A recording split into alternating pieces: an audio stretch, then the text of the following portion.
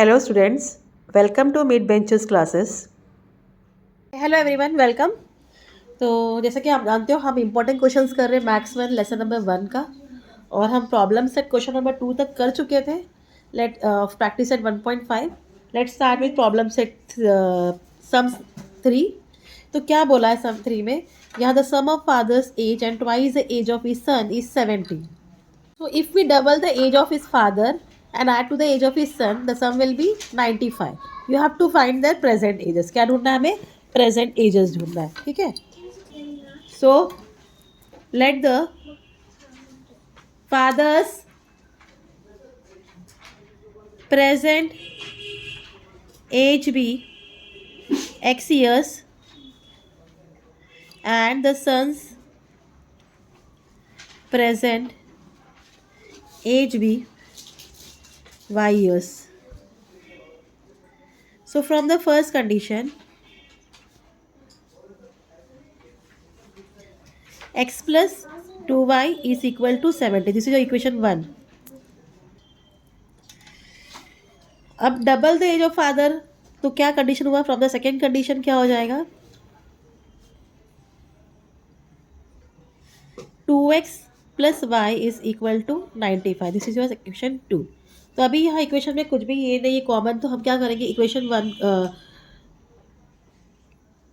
1 को 2 से मल्टीप्लाई करेंगे. Multiply equation 1 by 2. So it will become 2x plus 4y equal to 140. इसको third दे दो. अब क्या करो? दोनों इक्वेशन को सब्ट्रैक्ट कर दो. Subtract equation 2 from equation 3. ठीक है? 2x plus 4y is equal to 140 and 2x plus y is equal to 95. Subtract करना है, सबकी सारी चीज़ हो जाएगी. It will become 645. ओके, और ये हो जाएगा 3y. Therefore y is equal to 45 upon 3. 3 1 जा 3, 3 5 जा 15. तो हमें y क्या मिल गया? y is equal to 15. अब हम इसको सब्सटीट्यूट करेंगे. Substitute y equal 15 in equation 1. So x plus 2y is equal to 70. Therefore x plus 2 into 15 is equal to 70. Therefore x plus 30 is equal to 70. Therefore x is equal to 70 minus 30. Therefore x is equal to 40. So what is the father's present age now? Answer में mention कर देना. The father's present age equal 40 years and son's present age is equal to 15 years. So this was your question number 3 from practice at 1.5. अब question number 4 में चलते हैं.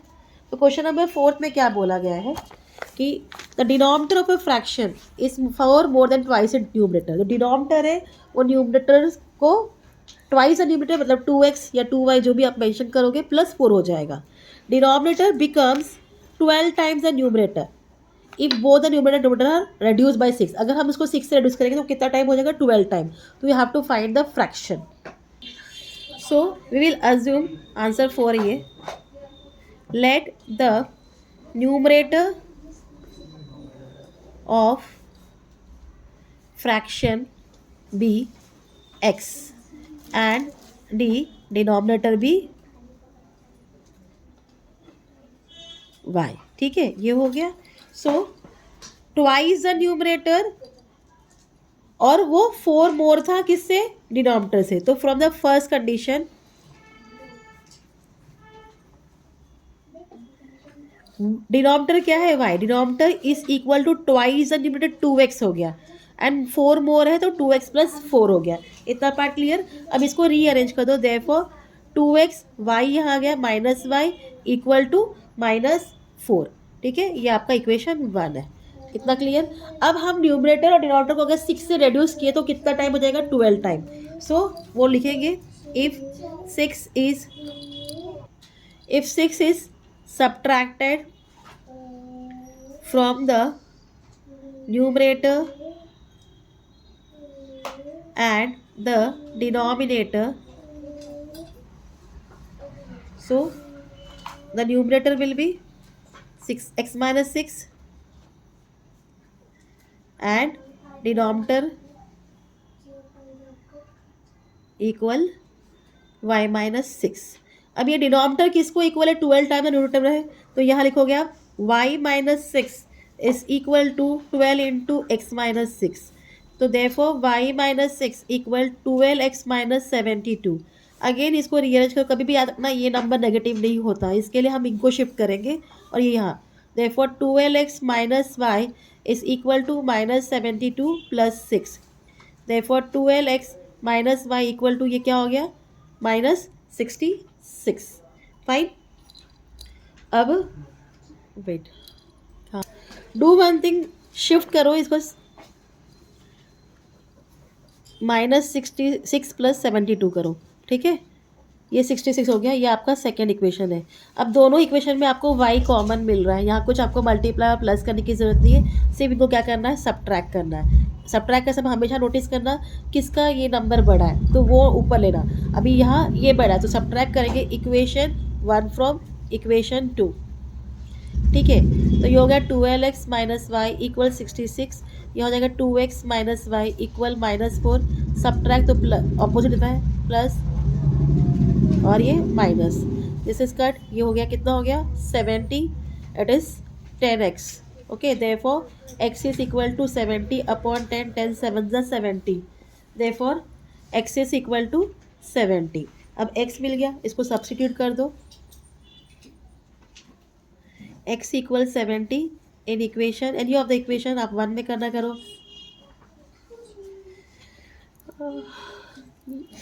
लिखा तो है, सॉरी 7, हाँ लिखती हूँ बोलते समय गड़बड़ आता है।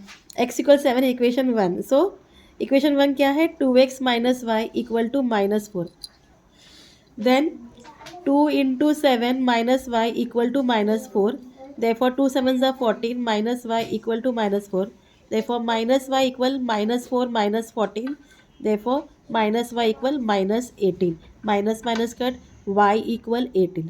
तो हमारा न्यूमरेटर क्या था, न्यूमरेटर x था इक्वल टू 7 मिला, डिनोमिनेटर क्या था,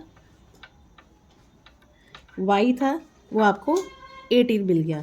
सो देयरफॉर आंसर में द रिक्वायर्ड फ्रैक्शन, जो आपका रिक्वायर्ड फ्रैक्शन है वो क्या है, डिनोमिनेटर नीचे आता है ना, equal 7 upon 18। So this was your answer. तो इसके बाद हम लास्ट क्वेश्चन करेंगे। यहाँ इसमें क्या बोला गया है, आउट ऑफ 1900 किलोमीटर विशाल ने ट्रैवल किया कुछ distance by bus and some by aeroplane. Bus travel करा था at average speed of 60 kilometre per hour और average speed of aeroplane was 700 kilometre per hour. और कितना टाइम लगा पूरी जर्नी को, 5 आवर्स लगा। तो आपको डिस्टेंस बताना है, विशाल कितना डिस्टेंस बस से किया। अगर बस से पूछा है तो आपका बस का ही बताना है, अगर इसमें एरोप्लेन ऐड हुआ तो आपको वो वैल्यू सब्स्टिट्यूट करना पड़ेगा, डिपेंड ऑन क्वेश्चन, आपको क्वेश्चन क्या दिया है वो ध्यान देना क्वेश्चन। सो आंसर 6 हम लिखेंगे, let Vishal travelled x kilometre by bus and y kilometre by aeroplane या प्लेन। फाइन। तो आपको डिस्टेंस का फॉर्मूला पता है, उसी को अरेंज किया है, time equal distance upon speed. So time taken by Vishal while traveling by bus is equal to x upon 60 hours, 60 kilometre पे इस पे स्पीड पे चला था। और ये से time taken by Vishal while traveling by aeroplane equal y upon how many kilometre, 700 kilometre are. ठीक है, तो पहला कंडीशन क्या है, कितना किलोमीटर ट्रैवल किया उसने, फर्स्ट सेंटेंस में ही है 1900 किलोमीटर। तो from the first condition x plus y is equal to 1900, this is your first equation. Okay, second equation के हिसाब से क्या है, कितना घंटे में उसने कंप्लीट किया है, 5 आवर्स में, तो from the second condition x upon 60 ये बस का ये था plus y upon 700 is equal to 5. This is your second equation. अब ये दोनों का आपको LCM निकालना है. LCM इनका निकालोगे तो आपको इसको 2100 मिलेगा. तो आपने क्या करना है, 2100 सब जगह मल्टीप्लाई करना है. तो इसको करो multiply by 2100 on both side. So x upon 60 into 2100 plus y upon 700 into 2100 equal 5 into 2100. 0 0 cut.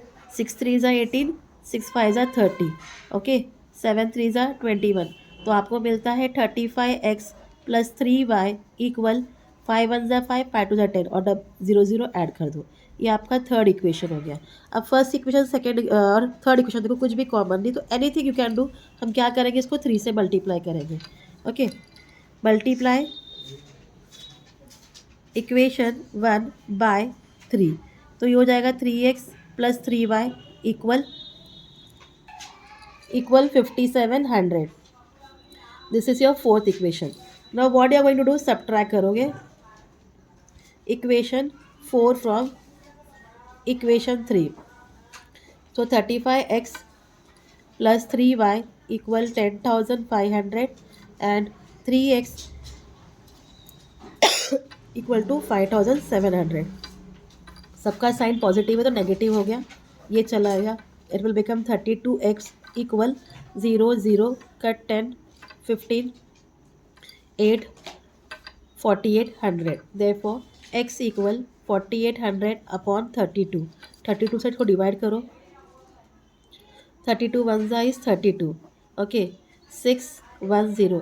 32 5 ज़ा इज़ 160 एंड 32 0 ज़ा 0.